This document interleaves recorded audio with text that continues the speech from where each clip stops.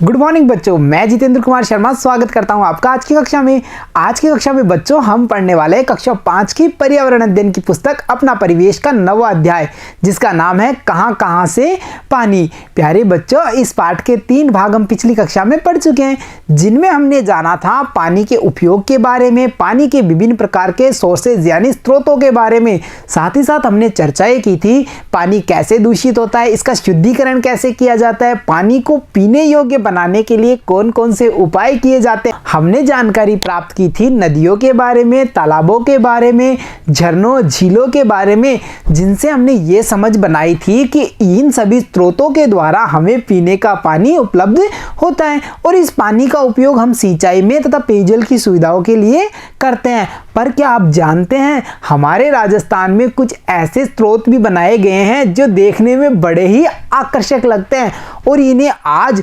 पर्यटन स्थल के रूप में विकसित कर दिया गया है। तो चलो बच्चों, पाठ की शुरुआत करते हैं और जानते हैं इन्हीं कलात्मक जल स्रोतों के बारे में। तो देखो बच्चों, लंबे समय से कुएं व बावड़ियां राजस्थान में पेयजल और सिंचाई के स्रोत रहे हैं। मतलब बच्चों, हमने ये जानकारी तो प्राप्त की थी कि जो कुएं हैं उनसे सिंचाई भी की जाती है और पेयजल की सुविधा भी ली जाती है, परंतु ये बावड़ियां क्या होती हैं और ये देखने में कैसी लगती है, इनकी क्या विशेषता होती है, ये भी हम जानकारी प्राप्त करने वाले हैं। तो देखो बच्चों, विशेषकर बावड़ी में पानी तक पहुंचने के लिए चारों तरफ आकर्षक सीढ़ियां बनाई जाती हैं। यानी बच्चों, जहां हमें ये पता होना चाहिए कि कुएं होते हैं वो आकार में गोल होते हैं और जो बावड़ियां होती हैं वो आकार में चौकोर होती है। साथ ही साथ इन दोनों में ये अंतर भी है कि कुएं में पानी तक पहुंचने के लिए किसी प्रकार की कोई सीढ़ियां नहीं होती। फिर कुएं का पानी कैसे प्राप्त किया जाता है बच्चों? तो आपने देखा होगा कि जो मोटर पंप हैं उनके द्वारा कुएं के पानी को बाहर निकाल करके उपयोग लिया जाता है, या फिर रस्सी और बाल्टी की सहायता से घिरनी का उपयोग करते हुए भी हम इस पानी को प्राप्त कर सकते हैं। और बच्चों, इनके बारे में हम आगामी जो अगला हमारा अध्याय होगा उसमें इसके बारे में हम विशेष रूप से जानकारी प्राप्त करेंगे। तो बच्चों, इसके साथ साथ हमें यह भी पता होना चाहिए कि जो बावड़ियां हैं उनमें पानी तक पहुंचने के लिए सीढ़ियां बनाई जाती हैं और ये सीढ़ियां भी कैसी होती हैं बच्चों? आकर्षक होती हैं, यानी देखने में बहुत ही प्यारी लगती हैं। और यहाँ पर बच्चों हम एक बावड़ी का चित्र देख पा रहे हैं, दिख रहा है ना सभी को, जिसमें ध्यान से देखने पर हमें पता चलता है कि जो ये बावड़ी है इसके चारों तरफ हमें अनेक प्रकार की सीढ़ियां दिखाई दे रही हैं, दिख रही है ना सभी को, और इसके बीचों बीच हम देख पा रहे हैं जल को। यानी बच्चों, हम ये समझ पा रहे हैं कि इस पानी तक पहुंचने के लिए इन सीढ़ियों का उपयोग किया जा सकता है। तो हमने क्या जाना कि जो बावड़ियां हैं और कुएं हैं वो पेयजल और सिंचाई के स्रोत रहे हैं काफी पुराने समय से। साथ ही साथ बावड़ियों में पानी तक पहुंचने के लिए आकर्षक सीढ़ियां बनाई जाती हैं। और इसके अलावा इन बावड़ियों के बारे में और जानकारी प्राप्त करें। बावड़ियां जल स्रोत के साथ साथ लोगों की धार्मिक और सामाजिक जरूरत को पूरा करती हैं। कैसे करती हैं? आपको पता होना चाहिए कि कुछ बावड़ियों का निर्माण ऐसे धार्मिक स्थानों पर किया गया है कि जिनके कारण लोगों की जो धार्मिक आस्था है वो इन बावड़ियों के साथ भी जुड़ चुकी है और इनके बारे में अब हम जानकारी प्राप्त करने वाले हैं। तथा देखो, साथ ही साथ जो प्राचीन कला है उसको भी ये बावड़ियां प्रदर्शित करती है। यानी हमारे प्राचीन समय में, यानी राजा महाराजाओं के समय में कैसी कला थी, कैसी स्थापत्य कला थी, उनका भी उदाहरण हम इन बावड़ियों में देख सकते हैं। क्योंकि बच्चों, जब हम इन बावड़ियों के चित्र को देखते हैं तो हमें पता चलता है ये कितने मोहक तरीके से, कितने आकर्षक ढंग से बनाई गई हैं।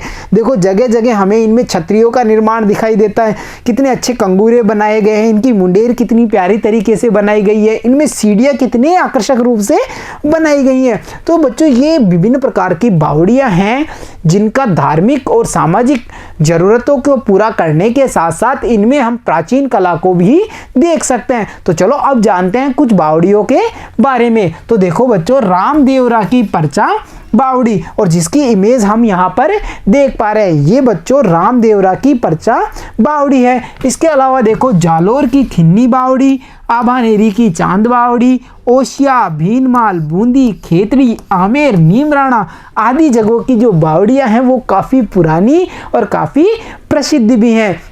तो देखा बच्चों आपने। और बच्चों यहाँ इमेज में हम ये देख पा रहे हैं कि इस बावड़ी को देखने के लिए कितने सारे लोग यहाँ पे पहुंच चुके हैं, यानी ये पर्यटक का केंद्र भी बन चुकी हैं। लोग यहाँ पर घूमने के लिए आते हैं, इनको देखते हैं और काफ़ी हमारी जो प्राचीन संस्कृति है उसकी जानकारी प्राप्त करते हैं। साथ ही साथ देखो बच्चों, इनमें से कई रखरखाव के अभाव के कारण खराब हो रही हैं। बच्चों ये हमारी प्राचीन धरोहर है, ये काफ़ी पहले बनाई गई थी, परंतु इनका उचित ढंग से रखरखाव नहीं हो पाता। इसी कारण कुछ बावड़ियाँ खराब भी हो रही हैं, यानी जगह जगह से टूट फूट चुकी हैं। अतः हमें क्या करना है, हमें इनके संरक्षण के प्रति जागरूक रहना चाहिए। साथ ही साथ अगर हम इन बावड़ियों पर जाते हैं तो हमारा ये दायित्व है कि हमारी ये कोशिश होनी चाहिए कि हम इन्हें किसी भी प्रकार से कोई नुकसान ना पहुंचाएं। साथ ही साथ देखो बच्चों, जो रामदेवरा में आने वाले तीर्थ यात्री हैं वो परचा बावड़ी के पानी को पवित्र जल के रूप में मानते हैं और अपने साथ ले जाते हैं। बताया था ना मैंने कि जो बावड़ियां हैं उनको धार्मिक और सामाजिक महत्व के रूप में भी देखा जाता है। तो जो रामदेवरा की परचा बावड़ी है, वहां पर जो तीर्थयात्री आते हैं वो इस पानी को अपने साथ पवित्र जल के रूप में लेकर के जाते हैं। तो देखा ना, बावड़ियों को कितना सारा धार्मिक महत्व भी माना गया है। तो चलो बच्चों आगे देखते हैं। आगे है झुंझुनू की मेड़तन बावड़ी, प्राचीन, सुंदर और कलात्मक बावड़ी है, यानी ये काफ़ी प्राचीन है, काफ़ी पुरानी है, खूबसूरत ढंग से बनाई हुई है और इसमें अनेक प्रकार की कलाओं का योगदान हमें दिखाई देता है, जिसकी इमेज हम यहाँ पर देख पा रहे हैं। बच्चों ये 150 फीट गहरी है, यानी हम अंदाज़ा लगा सकते हैं ना इसकी गहराई कितनी होगी, कितनी गहरी ये बावड़ी है। साथ ही साथ देखो इसमें झरोके भी बने हुए हैं और बरामदे भी बने हुए हैं। बच्चों इमेज को ध्यान से देखने पर हमें पता चलता है, ये देखिए इसमें जगह जगह पर अनेक प्रकार के झरोकों को हम देख पा रहे हैं। साथ ही साथ बच्चों इसमें अनेक प्रकार के बरामदों को भी हम देख पा रहे हैं, यानी इसमें झरोके और बरामदे भी बड़े प्यारे और आकर्षक ढंग से बनाए गए हैं। तो हमने जाना झुंझुनू की मेड़तन बावड़ी के बारे में। तो चलो बच्चों अब पाठ को आगे बढ़ाते हैं और प्राप्त ज्ञान का उपयोग करते हैं कुछ आसान से प्रश्नों को हल करने में। चर्चा कीजिए में देखो बच्चों, हमसे पूछा है कि बावड़ियों में सीढ़ियां क्यों बनाई जाती हैं।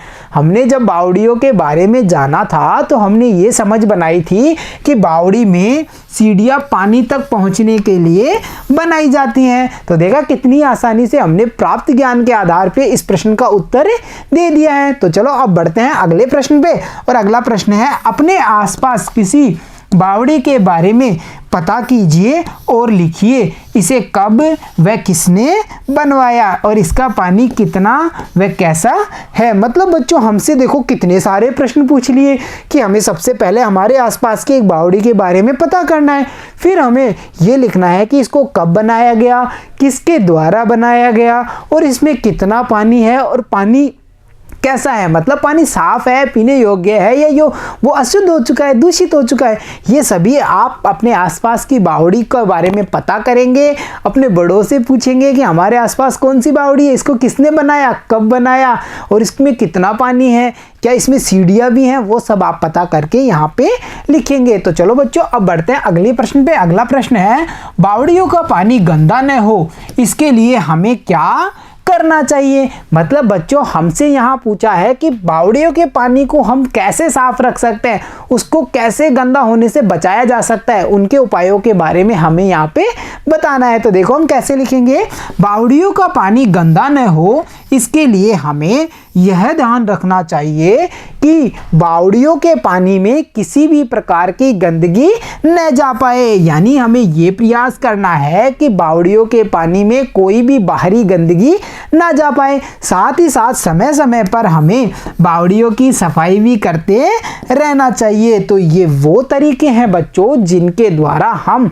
बावड़ियों के पानी को गंदा नहीं होने दे सकते। तो बच्चों देखा आपने, हमने कितनी आसानी से इतने सारे प्रश्नों को हल कर दिया। प्यारे बच्चों हमने जानकारी प्राप्त की बावड़ियों के बारे में। आपको पता है कि कुछ कुएं भी बड़े कलात्मक ढंग से बनाए गए हैं। तो चलो इन कुओं के बारे में भी अब हम जानकारी प्राप्त करते हैं। तो देखो बच्चों बावड़ियों की तरह अनेक कुएं भी कलात्मक हैं, यानी इनमें भी बड़े ही आकर्षक तरीके से सजाया गया है, बड़े ही मोहक तरीके से इन्हें बनाया गया है। और बच्चों कुएं गोलाकार होते हैं, जहां मैंने आपको बताया था कि बावड़ी आकार में चौकोर होती है, वहीं जो कुएं होते हैं वो गोलाकार होते हैं। इनमें पक्की दीवारें बनी होती हैं, इनकी जो दीवारें हैं वो पक्की बनी होती हैं और कुओं में पानी कई तरीके से निकाला जाता है। जैसे हमने जाना था कि कुओं से पानी निकालने के कई सारे तरीके हैं, जैसे बाल्टी और रस्सी का उपयोग करके, घिरनी के द्वारा या फिर रहट के द्वारा, और इसके अलावा मोटर पंप के माध्यम से भी कुएं के पानी का हम उपयोग के लिए बाहर निकाल सकते हैं। और बच्चों, इनके पास में बने चौकोर चबूतरे पर अनेक कलात्मक छतरियां, खेलियां, कुंडलियां भी बनाई जाती हैं। और यहाँ इमेज में बच्चों हम देख पा रहे हैं एक प्यारे से कलात्मक कुएं को, जिसकी संरचना हमें गोलाकार दिखाई दे रही है और इसमें अनेक प्रकार की छतरियों को, झरोकों को हम देख पा रहे हैं। तो हम ये समझ बना पाए कि बावड़ियां ही नहीं अपितु कुछ कुएं भी कलात्मक ढंग से बनाए हुए हैं। तो चलो बच्चों, अब हम प्राप्त ज्ञान का उपयोग करते हैं कुछ आसान से प्रश्नों को हल करने में। सोचिए और बताइए में। तो देखो बच्चों, हमसे पूछा है कुएं और बावड़ी में क्या अंतर है, और मुझे नहीं लगता कि ये हमारे लिए इतना मुश्किल होगा, क्योंकि हमने अच्छे से जानकारी प्राप्त की ना कि कुएं और बावड़ियों में क्या क्या अंतर हो सकते हैं। तो देखो हम कैसे लिखेंगे। कुएं में पानी तक पहुंचने के लिए सीढ़ियां नहीं होती, क्योंकि कुआं गोल होता है, उसमें किसी प्रकार की सीढ़ी नहीं बनाई जाती और उसमें पानी हम बाल्टी, घिरनी और रस्सी की सहायता से निकालते हैं। जबकि बच्चों, बावड़ी में पानी तक पहुंचने के लिए सीढ़ियां होती हैं, उसमें पानी तक पहुंचने के लिए सीढ़ियां बनाई जाती हैं। इसके अलावा देखो, जो कुएं हैं वे गोल होते हैं तथा बावड़ियां चौकोर होती हैं। तो ये जो मुख्य अंतर है कुएं और बावड़ियों में, उनके बारे में हमने जान लिया है। तो चलो अब जाते हैं हमारे अगले प्रश्न पे, और अगला प्रश्न है कुएं में पानी कहां से आता होगा।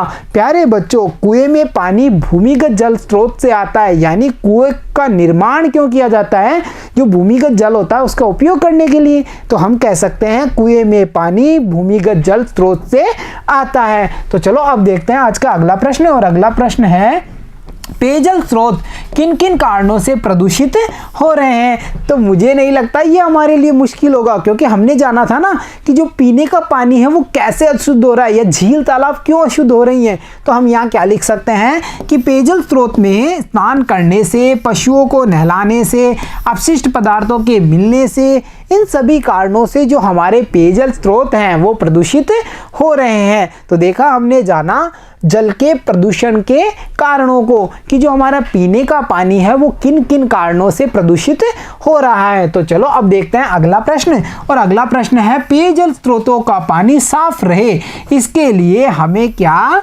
करना चाहिए।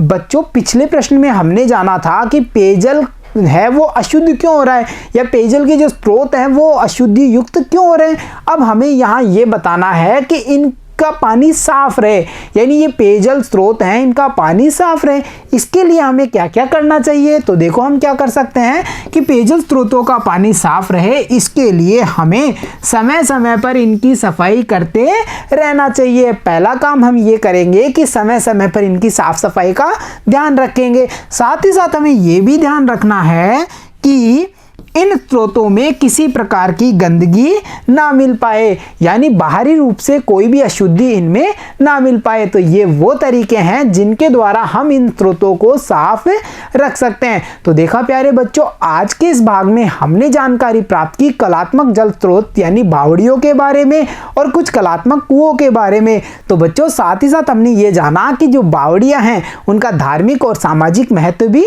होता है, और हमने ये विशेष रूप से ये जानकारी प्राप्त की कि जो कुएं होते हैं और बावड़ियां होती है उनमें क्या क्या अंतर होता है, और इनके पानी को साफ रखने के तरीकों के बारे में भी हमने विस्तार से जानकारियां प्राप्त की हैं। तो प्यारे बच्चों, आज की कक्षा में इतना ही। मिलता हूं आपसे अगली कक्षा में, तब तक के लिए धन्यवाद बच्चों।